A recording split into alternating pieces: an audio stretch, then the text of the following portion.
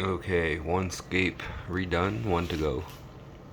I did this one last night, cleaned it up a little bit, moved some plants. I took out the Rotala Green and Colorado from the left, and I put them in the other tank. They're floating for now. And around the Alberti, this Blixa Alberti is growing to the top. Not sure what I'm going to do with it. It's pretty huge. And that Ludwigia that I collected is just floating there. I just kind of got it floating there to see how red I can get it. But yeah, that's not going to stay in there, obviously. So the Aromatica minis grown into a nice bush. The regular Aromatica is here. They're growing in pretty nice. A friend gave me some Muriel red and green. I'm not sure if that's where I'm keeping them yet. You can see back there barely the Rotala Mexicana Araguaya. Back there, the Blixa is getting a little bit better color. I've got the Chihiros on 100 red, 40 green, and 100 blue, I believe. But it looks more of a white light. I don't know. I mean, it looks nice, but I'm used to a little bit more SP Reef looking, kind of more purplish. It looks more purplish on camera, but in person it doesn't look purple at all. So the grouping's a little better. I moved the Cryptocorn Kubotai to here. It's got, you can see a little bit of design on the leaf now. If I can focus it. Very hard to focus on it. It's got almost a spiralis design. Hard to catch on camera. But yeah, that's it. Basically it looks a lot better in here. The water looks like it's cloudy, but it's not. That's because the blue in LEDs tends to kind of wash out on camera. Makes it look like it's cloudy, but it's very clear. So here's the 90p. So like I said, I had pulled apart some of the right side a little bit, fixed it a little bit, but now you see where I took the wood out from the middle part and laid it on the left. The wood over here is super low, so it's hard to kind of plant around. I would like it to be more tall like the right side. The right side won't be as tall because I'm going to pull those Rotalas up in the back, and I've got a lot of plants stuffed and floated in this side at the top. I'll pull those out and it'll be more of a low V shape like it was before. If you saw in a previous video before, it's a V about this tall. So, but the V is about like this tall or so. It's just extra plants stuffed in there making it tall. The left side, I was too tired last night, so I just stuffed the plants in the top. But I'm gonna take the plants out of the left corner here, and I guess I'm gonna have to pull the crypts back up that I put there because I need taller stuff here. I do think I will add more soil to the side and make it a bigger hill right there, like it is in the middle. It's back up to here, but then it goes down because it was a triangle. So I'll probably slope that up in the back more. And then the wood here, I'm not sure what to do about. I've got two kind of tall rocks that the wood's propped up on, but they're still not tall. So I'm not sure how I'm gonna do that. I was just staring at it last night and I just was like, too tired. So stuff some plants. I've got, you can kind of see from there the plants are just floated over the top. There's a bush of Rotala green, the Colorado that I stuffed in there came up. They're just laid in here. That's Colorado. It's not very red, neither is the one back there, but we'll work on that. Now that I'm shooting a lot more light into this tank.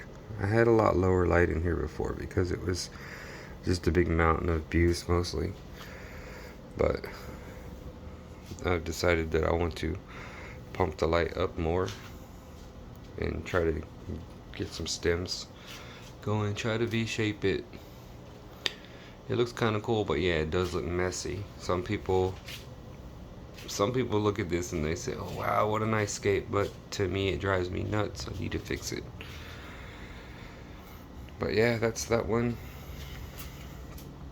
The 38-gallon farm. This tank, the problem that you can see is, see how this, they're both 36 inches across, they're both the same height, but you see how this one goes all the way back to the wall, and this one, the back is almost flush with it, but look at the front.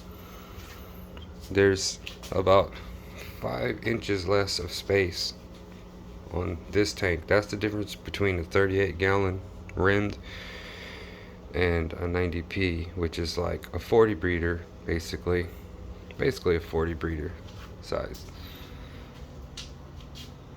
kind of. Well, it's more like a 50-gallon really, 44 or 48 gallons, I'm not sure, for the rimless. Main difference, front to back, a lot less spot. So whereas this one you have room to take the plants up, this one just kind of goes, I mean, you go about, if I got a small layer in the front like this is about what, 3-4 inches layer that I can have short plants, and then suddenly boom, it's tall because the space to the back from there is just a few inches. Whereas this one, you could put a layer like that right here, and then you could go midway up and then go up from there. Big difference. What a big difference a couple of inches to the front, from the front to the back makes. Anyways, and in the background, a couple flamingos hidden back there. They're growing it okay. Oh, and the biggest update I have really is that whole carpet of flamingos that I had. I ripped all of them out and sold most of them. I only have just a few left right here. And really I owe about 2 more of these to somebody. So not many flamingos. I'm starting over from scratch with flamingos again. I haven't done that in a long time. I've been hoarding them, but we'll see how it goes. So the 90p, 38-gallon, and they're not on the same settings anymore. This one starts at like 90, 40, 60 or something like that. 90 red, 40 green, 60 blue, and as over the course of the 7 hours it ramps to like maybe 50, 20, 80 or something. So it looks a little more like a SB Reef towards the end. It gets a little more, it gets less green, which takes away the white light look, and it gets a little bit more purplish. So good deal in here. The only thing that's super out of place in this tank is this guy. This one red platy. He doesn't really go with anything in here, but he's been in here forever. I do have that black beta in here, but he doesn't seem to be out right now. Anyways, that's the update for now. On the next update, I'll have the left side like something done with it on this. You can see right now it's just stuffed to the max with extra plants and stuff. Most of these are all just stuffed and plugged in here. Layers and layers of them. So try to get a little closer up on a couple of these plants. Obviously I need to replace this one somewhere. The Rotella tundalensis or whatever it's called. But the grouping's okay. It's not bad. This little gap here was where I pulled the wild Ludwigia palustris that I found, and I just stuck them in this corner for now. Obviously I need to take these Rotella creamers from the right side of it and move them to the left. I guess I would just pull out these Bacopa Monieris moneywort. I found those behind Buc-ee's where I usually do when I decide to go ahead and plant some. But yeah, I need to pull those out. So I'll take the creamers from the right that are getting overgrown by the Blixa Novu take the little right ones and put them to the left instead. Make it a little bush right here instead. This little gap right here, that would be a nice spot maybe to put a crypt or something, but something, because a crypt is nice to put here, a medium-sized crypt, because a crypt can handle being shaded when it grows up, and then me cut it back, it would get more light. It could handle that. Just a close-up kind of. The Florida that I got, I tried Florida from a friend. He just gave me these. I gave him a couple of flamingos.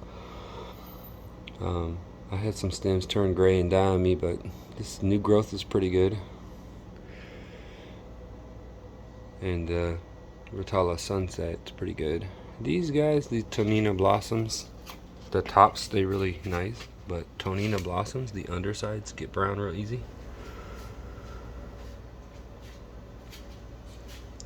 Probably not a super aquatic plant. This is an Eriodongha. And a lot of people ask me what this is behind it. This curly plant. That's Echinodore's Vesuvius sort. It's a little curly. Kind of think about it like a dwarf sage, sort of, but a little taller and curly. It makes runners just like dwarf sage. And oh yeah, that's the Bacopa Salzmani, the SP purple that everybody's like going crazy about right now.